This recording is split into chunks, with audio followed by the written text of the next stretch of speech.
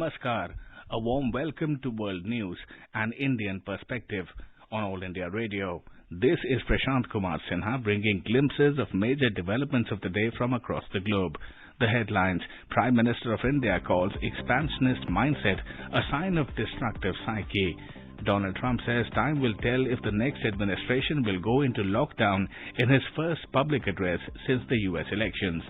External Affairs Minister of India hails increasing global synergy on Indo-Pacific outlook at the East Asian Summit.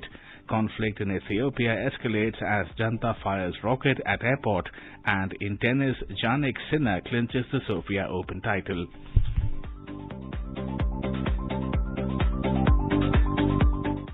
Prime Minister of India, Mr. Narendra Modi, said that expansionism is a form of destructive psyche. He said that countries of the world today are distressed by the policy of expansionism. He added that it betrays a mindset belonging to the 18th century.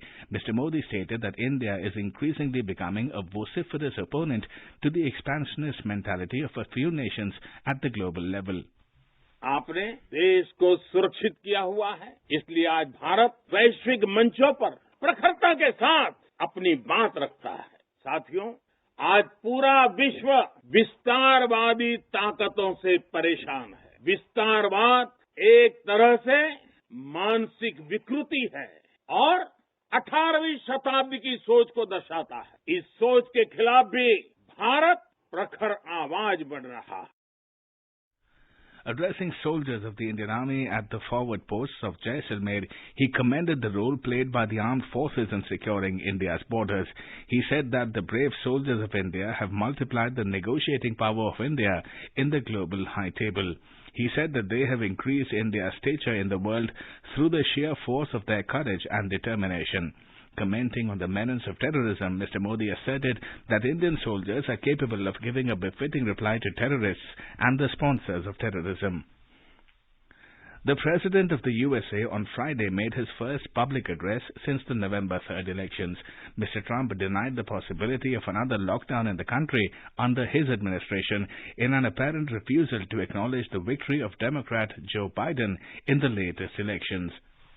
According to some estimates, a national lockdown costs $50 billion a day and hundreds of thousands of jobs every single day. Ideally, we won't go to a lockdown. I will not go. This administration will not be going to a lockdown. Hopefully, whatever happens in the future, who knows which administration it will be. I guess time will tell. But I can tell you this administration will not go to a lockdown. There won't be necessity. Lockdowns cost lives, and they cost a lot of problems. The cure cannot be worse than the problem itself, and I've said it many times.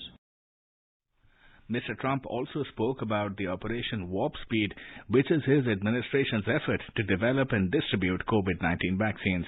He said that pharmaceutical company Pfizer had announced a vaccine which was more than 90% effective against the coronavirus. He said that 3 other vaccines are in the final stages of their trials.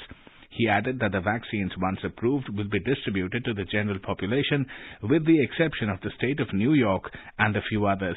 He said that the governor of New York had, for political reasons, not given the green signal to the vaccine.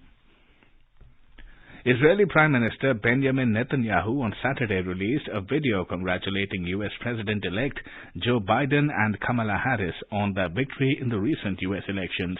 Mr. Netanyahu called Mr. Biden a big friend of the State of Israel. He added that a strong alliance between the two nations could be burdened by differences over policy on Iran and the Palestinians. President Donald J. Trump announced the United States' participation in the US-ASEAN Summit and the East Asia Summit on Saturday. The USA attended the 8th ASEAN-US Summit through video conferencing on Saturday. In a joint statement issued by the White House, the USA underscored its shared commitment to strengthening the ASEAN-US strategic partnership. The statement reiterated the importance of the ASEAN outlook on the Indo-Pacific AOIP, which is based on the principles of openness, transparency, inclusivity, and a rules-based framework. It added that the U.S. vision for a free and open Indo-Pacific region is committed to supporting these principles. It reaffirmed the commitment to work to advance human capital development in the region. External Affairs Minister of India Dr. S. Jaishankar represented India at the 15th East Asia Summit (EAS) on Saturday.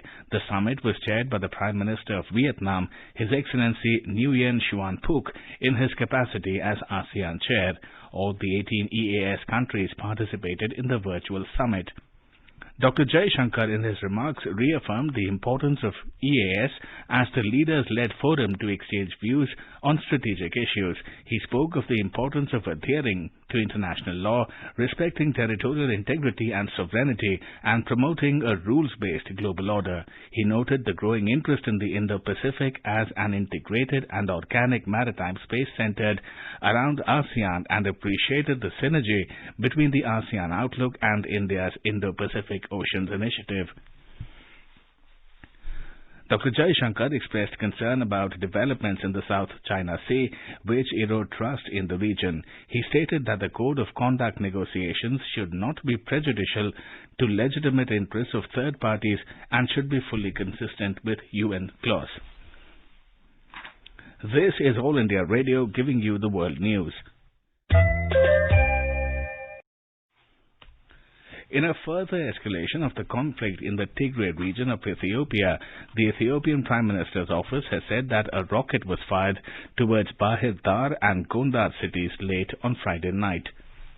The tweet read that the airport areas have sustained damages in the attack and the details of the incident are currently under investigation. It accused the Tigray People's Liberation Front, or TPLF Junta, to be utilizing the last of the weaponry within its arsenal. Ethiopia's Prime Minister has also issued a statement clarifying the causes and objectives of the ongoing military operations in the Tigray region of the country.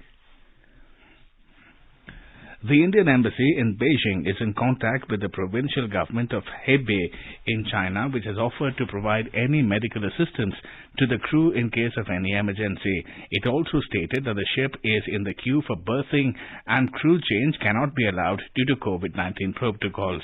The response of the Hebei government has been conveyed to the shipping company. The ship carrying a huge consignment of Australian coal to China has been stuck at Jingtang port since June, waiting for permission to unload the cargo. The 23 stranded crew members sought immediate relief as the vessel remained in the queue since its arrival and put a heavy toll on their mental and physical well-being.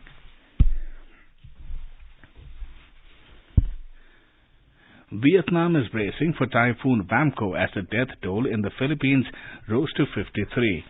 Typhoon Vamco is expected to make landfall in the country's central coast early on Sunday. The Prime Minister of Vietnam has warned that it is a very strong typhoon and asked provinces in Vamco's projected path to brace for impact. Now let's take a look at the coronavirus updates from around the world. According to WHO data, global coronavirus infections crossed 52.85 million. In India, the COVID-19 recovery rate has reached 93.05%. The actual caseload currently comprises 5.48% of the total positive cases in the country. A Bangladeshi teenager, Sadat Rahman, has been awarded the International Children's Peace Prize for his work to stop cyberbullying of teens. Moving on to sports, Italian Jannik Sinner beat Canadian Vasek Pospisil to win the Sofia Open title. India is celebrating the 151st birth anniversary of Mahatma Gandhi. Before we end, let's listen to his favorite bhajan, Vaishnava Jan, by artists from Japan.